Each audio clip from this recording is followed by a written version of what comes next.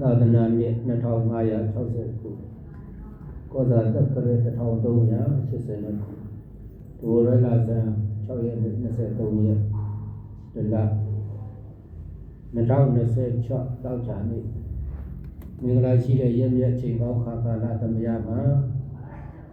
မိရရဲ့သမီးရဏရဲ့ကြောင့်လည်းဒီမွေးနေ့ကိုအကြောင်းပြုပြီးတော့ဘုံတော်ပရိယတ်ဒီစာသင်တိုက်မှာတရင်သုံးတော်မူကြတယ်စာချစာသင်တန်ဃာတော်ရှင်မြတ်တို့အားမွန်မြတ်တဲ့ဆွမ်းခဲဝယ်ပေါ်စဉ်ချွတ်ချင်ရတာဖြာဖြာလူဝတ္ထုအစုစုလူရန်ဆက်ကပူဇော်ပြီးတော့ကုသိုလ်ယူကြတဲ့နေ့ယနေ့ပြုသမျှကုသိုလ်ကောင်းမှုဆွမ်းအားကြောင့်မွန်နေ့ရှင်တဲ့ကွာမိသားစုအားလုံးစုစုမျိုးစုအားလုံးဆရာတပည့်လောက်ပေါ်ကိုင်းဘက်အားလုံးဘေးပေါင်းရန်ပေါင်းတန်ပေါင်းမကောင်းမှုတွေများကင်းပြောင်းပြီးတော့ကောင်းကျိုးလိုရာဆန္ဒမှန်သမျှပြေဝပါစေဘုံကံကြီးလို့သက်ရှိနာကင်းချမ်းသာခြင်းပေါင်းပြည့်ကြပါစေလို့ဘုံတို့မေတ္တာဆန္ဒပြုပါတယ်အဲ့တော့မြတ်စွာဘုရားရှင်ကိုရောမြတ်ကြီးလက်ထပ်တော်တော်မှာအသက်အရွယ်အပြင်9နှစ်မြရှိတဲ့သားလေးတယောက်အသက်အရွယ်9နှစ်မြရှိတဲ့သားလေးကသူ့ရဲ့အဖေလုပ်တဲ့ပုဂ္ဂိုလ်ကိုမေးမြန်းခဲ့တာရှိတယ်ဘေးလောကမှာကြီးပွားနေတဲ့ပုဂ္ဂိုလ်တွေအောင်မြင်နေတဲ့ပုဂ္ဂိုလ်တွေကျိုးစီးပွားဖြစ်ထွန်းနေတဲ့ပုဂ္ဂိုလ်တွေကိုတွေ့ရတယ်မြင်ရတယ်လောကမှာကျိုးစီးပွားဖြစ်ကြောင်းအကြောင်းတရားတွေဟာဘယ်လိုရှိပါသလဲဖေလို့9နှစ်အရွယ်မြတာရှိတယ်သားလေးကမေးတဲ့အတွက်ကြောင့်ဖေလို့တဲ့ပုဂ္ဂိုလ်ကငါသားလေးငယ်ငယ်ရွယ်နဲ့သိလိမ္မာဉာဏ်ပညာရှိတယ်သိလိမ္မာဉာဏ်ပညာရှိတဲ့ဒီသားလေးမေးတဲ့မေးခွန်းကိုငါအလွယ်တကူဖြေလို့တော့အဆင်မပြေနိုင်ဘူးငါသားလေးမေးတဲ့မေးခွန်းကိုလည်းပဲထက်ကိုဘဝအောက်ကိုဝီစီ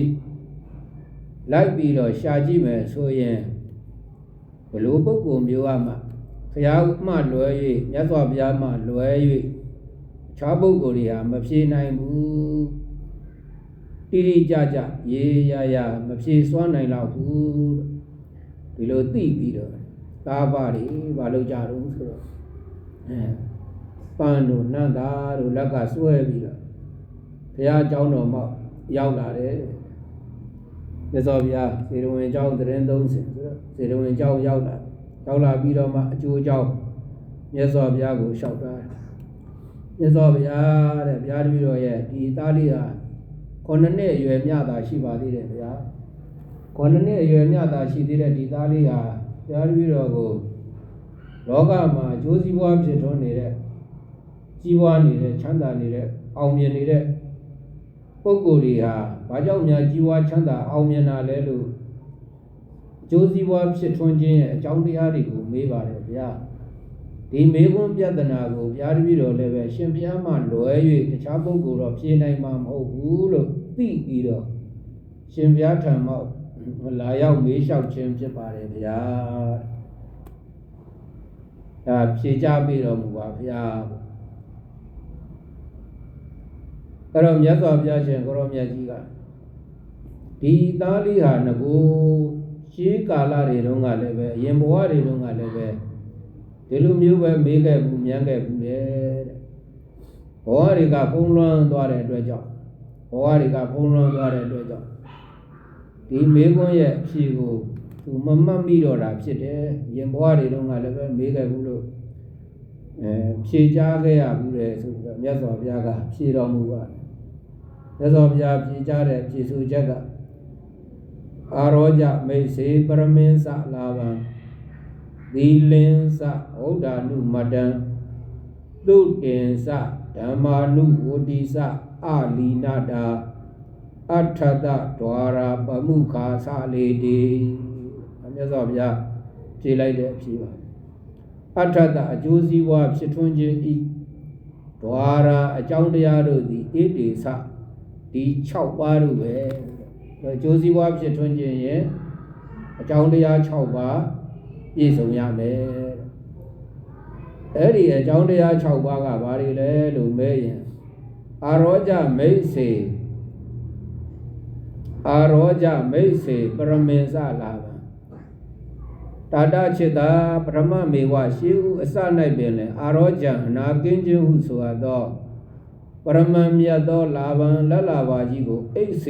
စေရအလိုရှိရ၏ဒီဝါချမ်းသာတိုးတက်အောင်မြင်ခြင်းတဲ့ပုဂ္ဂိုလ်ဟာနံပါတ်1အာရောကြဆိုလို့ခေါ်တဲ့လက်လာပါကိုအလိုရှိရတယ်အာရောကြဆိုတဲ့လက်လာပါအာရောကြဆိုတာဘာပြောတာလဲလို့မေးအနာယောဂဝေဒနာတွေကင်းရှင်းတယ်ဟိုအကျမ်းမာပြီးတော့နေတာအာရောကြလို့ခေါ်ပါတယ်ဒါကြောင့်ဘဝမှာငယ်ရွယ်ကစပြီးတော့အသက်ရွယ်ကြီးရင်ဒီတိုင်အောင်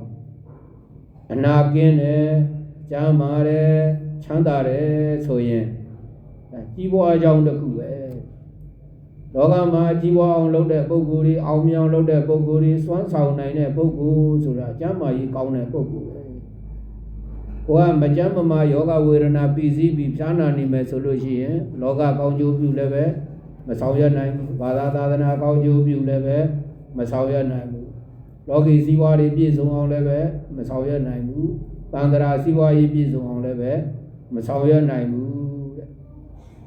ပြီးတဲ့အခါကျတော့ကိုကစီးပွားရှိလာပြန်တော့လည်းပဲကျမ်းမာရေးမကောင်းမှုဆိုရင်ဒီစီးပွားတွေကိုသုံးဆောင်ခံစားခြင်းစိတ်မရှိဘူးတရားအထူးတရားမြတ်ဆိုလို့ရှိရင်လည်းပဲဒီတရားရဲ့အရသာဓမ္မရတကိုကျမ်းမာရေးမကောင်းတဲ့ပုဂ္ဂိုလ်ကခံစားဖို့မလွယ်ဘူးတဲ့ဒါကြောင့်လောကီမှာပဲဖြစ်ဖြစ်လောကုတ္တရာမှာပဲဖြစ်ဖြစ်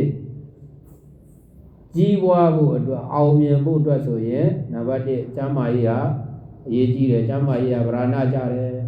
ဒါကြောင့်အလုံးဟာမနေ့ရှင်တဲ့ကွာမိသားစုတွေဆွေစုမျိုးစုတွေအားလုံးကျမ်းမာဖို့အရေးကြီးတယ်ကျမ်းမာခြင်းဒီလက်တစ်ပါးဆိုတဲ့အတိုင်းပဲကြီးပွားချမ်းသာတိုးတက်အောင်မြင်ခြင်းနဲ့ဆိုလို့ရှိရင်ကျမ်းမာရေးကောင်းအောင်နေရမယ်လို့ဒီလိုမှတ်ရကျမ်းမာရေးကောင်းဖို့ဆိုရင်လည်းပဲလျောက်ပတ်ခြင်းညာလျောက်ပတ်စားနဲ့စေဝါစာကြေသွားထွေကာလမြတ်သောအကျင့်ကျင့်တုံလင်းအသက်ရှည်ကြောင်းဒီဆိုတော့ဟောကျမ်းမာအောင်ဆိုရင်ကိုယ်နဲ့တင်းတဲ့လျောက်ပတ်တဲ့အကျင့်ကိုကျင့်ကိုယ်နဲ့တဲ့တဲ့စေဝါဓာတ်စာတွေကိုစားချိန်နဲ့ခါနဲ့သွား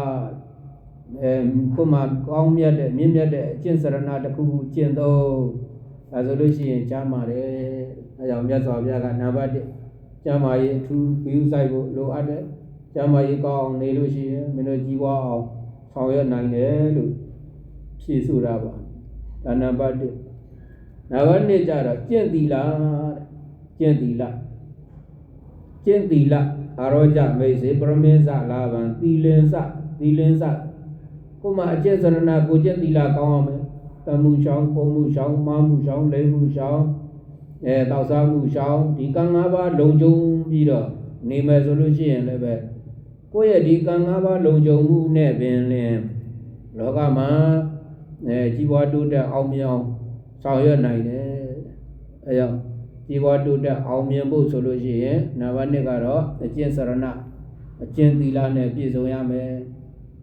နံပါတ်3မြတ်စွာဘုရားကဘယ်လိုဟောတယ်လဲဆိုရင်ဗုဒ္ဓ ानु မတ္တံကြီးတဲ့ပုဂ္ဂိုလ်ရဲ့ပြောဆိုဆုံးမတဲ့စကားကိုလည်းပဲလိုက်နာရမယ်ကိုထထပုဂ္ဂိုလ်ရဲ့ပြောဆိုဆုံးမစကားကိုလူကြီးသူမမိဘများရဲ့ပြောဆိုဆုံးမစကားကိုဆရာသမားများရဲ့လမ်းညွှန်ပြောဆိုဆုံးမစကားဒီဆုံးမစကားတွေကိုလိုက်နာပြီးတော့နေထိုင်တဲ့ပုဂ္ဂိုလ်ဟာလည်းပဲကြီးပွားဖို့သာလျှင်ဖြစ်တယ်တဲ့ကြာရှုံးဖို့မဟုတ်ဘူးကြီးပွားလို့တဲ့ပုဂ္ဂိုလ်ဟာအဆုံးမဩဝါဒစကားတွေ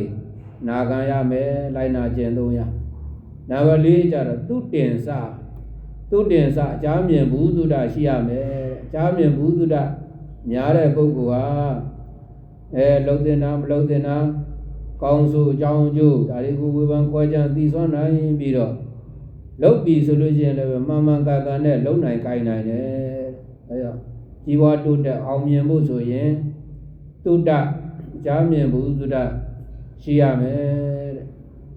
နံပါတ်5ကျတော့ဓမ္မာနုဝတ္တိစဓမ္မအနုဝတ္တိဓမ္မသူ သူစရိုက်တရားကိုအနုဝတ္တိအစဉ်လိုက်ပြီးတော့ကျင့်သုံးရမယ်ကိုယ့်ရဲ့ကာယကံဂယုစိုက်ကိုယ်ဝစီကံဂယုစိုက်ကိုယ်မနောကံဂယုစိုက်ကာယကံပြည့်ဖြစ်မဲ့အမှုတွေဝစီကံပြည့်ဖြစ်မဲ့အမှုတွေမနောကံပြည့်ဖြစ်မဲ့အမှုတွေကိုမပြုမပြောမတွေးကြံတာပဲကောင်းကာယကံကောင်းကျိုးဖြစ်မဲ့လုပ်ငန်းစဉ်တွေဝစီကံကောင်းကျိုးဖြစ်မဲ့လုပ်ငန်းစဉ်တွေမနောကံကောင်းကျိုးဖြစ်မဲ့အတွေးကြံတွေတွေးကြံပြီးတော့လောကလည်းပဲအလှဆင်နိုင်အောင်သာသနာလည်းပဲအလှဆင်နိုင်အောင်ဟိုကသူစရိုက်တရားကိုအစဉ်လိုက်ကျင့်သုံးရကောင်းမြတ်တဲ့ဘုံဘဝဘုံဒါနတွေရောက်ကြရကြတယ်ဆိုတာလည်းပဲဒီသူစရိုက်တရားကျင့်သုံးတဲ့ပုဂ္ဂိုလ်တွေပဲကောင်းတဲ့ဘုံဘဝဘုံဒါနရကြရောက်ကြအဲကြောင့်ဒုစရိုက်တရားတွေကိုရှောင်ရှားပြီးတော့သူစရိုက်တရားတွေကိုကျင့်သုံးတဲ့ပုဂ္ဂိုလ်တွေဟာလည်းပဲဘဝမှာကြီးပွားကြောင်းတိုးတက်ကြောင်းအောင်မြင်ကြောင်းပဲဒါနံပါတ်5နံပါတ်6ကြတော့မှအာလီနာတာအာလီနာတာအာလီနာတာဆိုတာဘယ်လိုပြောတာလဲလို့မေးဆုံးနေတဲ့စိတ်ရော်ရဲတဲ့စိတ်တွေမမွေးမြူပဲနဲ့တကယ်နိုးကြတဲ့အတက်ကြွတဲ့မပြေမဤဇွဲလုံးလားရှိရှိနဲ့ကိုလုပ်တဲ့လုပ်ငန်းစဉ်တွေကိုစူးစမ်းပြီးတော့ဆောင်ရွက်ရမယ်ချိုးကြောင်းတိုက်တွေမှာကျတော့ဇွဲကိုမူတည်အောင်ရမည်လို့ဒီလိုရေးတာရှိတယ်ဒါကြောင့်ကိုလုပ်တဲ့လုပ်ငန်းစဉ်တွေမှာမပြေမဤဇွဲရှိရှိနဲ့လုံလဝိရိယနဲ့စူးစမ်းတဲ့ပုဂ္ဂိုလ်အထုတ်တဲ့ပုဂ္ဂိုလ်ပြုလုပ်တဲ့ပုဂ္ဂိုလ်တွေဟာအောင်မြင်ကြတာတွေကြီးပဲကျိုးစည်းဝါးဖြစ်ထွန်းကြတာတွေကြီးပဲတဲ့ဒါကြောင့်ဘာလို့ကိုယ့်ရဲ့လုပ်ငန်းစဉ်တွေပေါ်မှာဇွဲရှိရှိနဲ့လုပ်ကိုင်ဆောင်ရွက်တဲ့ပုဂ္ဂိုလ်ကြီးပွားတိုးတက်အောင်မြင်တယ်လို့ခေါ်လို့ရင်းပါပဲအဲကြောင့်အောင်မြင်ကြောင်းတရားကြီးပွားကြောင်းတရား6ပါး9နှစ်အရွယ်ရှိတဲ့အားလေးမေးတဲ့အတွက်ကြောင့်မြတ်စွာဘုရားဖြေချလိုက်တာနံပါတ်1ကျမ်းမာရေးထူးကောင်းမွန်ရမယ်နံပါတ်2ကိုကျင့်သီလကောင်းမွန်ရမယ်နံပါတ်3ကြီးကဲပုဂ္ဂိုလ်ရဲ့ဆုံးမဩဝါဒစကားနာဂမတလိုက်နာကျင့်သုံးရမယ်နံပါတ်4အကြမြင်ဘုဒ္ဓရှိရမယ်နံပါတ်5သူစရိုက်တရားကိုအစဉ်လိုက်ပြီးတော့ကျင့်သုံးရမယ်နံပါတ်6ဘာလို့မပြင်းမဤဇွဲရှိရှိနဲ့ကြိုးစားလုပ်ကင်ဆောင်ရွက်ကြမယ်ဆိုရင်ကျိုးစည်းဝါးတွေဖြစ်ထွန်းနိုင်ပါတယ်တဲ့အဲဒါကြောင့်ကျိုးစည်းဝါးဖြစ်ထွန်းကြောင်းအကြောင်းတရား6ပါးကိုသိရှိမှတ်သားလိုက်နာပြီးတော့မုန်ရှင်မိနဲ့တကွမိသားစုတွေဆွေစုမျိုးစုတွေအားလုံးသူတော်ကောင်းတွေကြီးပွားအောင်တိုးတက်အောင်အောင်မြင်အောင်ဆောင်ရွက်နိုင်ကြပါစေဒီကောင်းမှုကံစေတနာတွေကဘုံကံကြီးကြောင်းအသက်ရှိကြောင်းချမ်းသာကြောင်းကျင့်ကောင်းဖြစ်နိုင်ကြပါစေလို့ဘုရားဒီတရားစကားနဲ့အမှတ်တရရှင်းပြပါတယ်အဲကြောင့်ဒါလေးကိုမှတ်တမ်းတင်လိုက်ကြရအောင်နှုတ်မြတ်ပြီးလိုက်စေကြမယ်နော်ကျမ်းမာလေးစွာကျင့်သီလဆုံးမကိုလိုက်နာဘဟုတုတ္တရှိသူကျင့်ပြီးဇွဲရှိတတ်ကြစွာတရား6ဖြာကျင့်3ပါခုနောင်ချမ်းသာမှာကျမ်းမာလေးစွာကျင့်သီလဆုံးမကိုလိုက်နာဘဟုတုတ္တရှိသူကျင့်ပြီးဇွဲရှိတတ်ကြစွာတရား6ဖြာကျင့်3ပါခုနောင်ချမ်းသာမှာ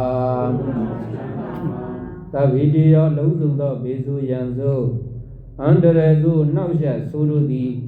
ဝိဝေဇန္တုကင်းကွာရှောင်လွှဲသွားကြပါစေကုန်သတည်း